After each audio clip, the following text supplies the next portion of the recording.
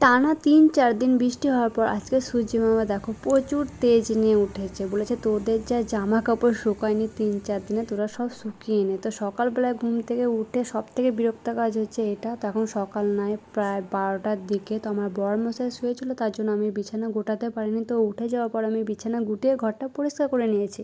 আজকে আমাদের দুপুরে কি রান্না হয়েছে চলো তোমাদেরকে সেটা দেখাবো। খিচুড়ি হয়েছিল, আলু ভাজা, পটল ভাজা, বেগুন ভাজা আর বাঙালিদের প্রিয় খাবার টক। আর এদিকে হয়েছিল লাল লাল মুরগির ঝোল। তো এটা হচ্ছে সেই ডানা ঝড় হচ্ছিলো যখন তখনকার ভিডিও করা।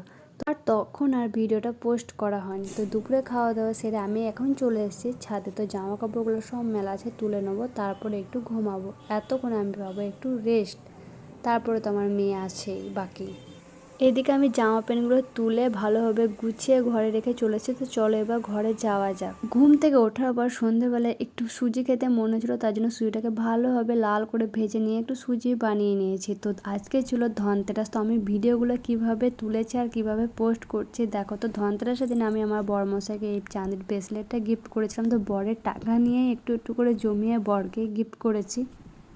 তো ধনতেরাস উপলক্ষে আমাদের বাড়িতে যে কী হয়েছে চলো তোমাদেরকে দেখাই।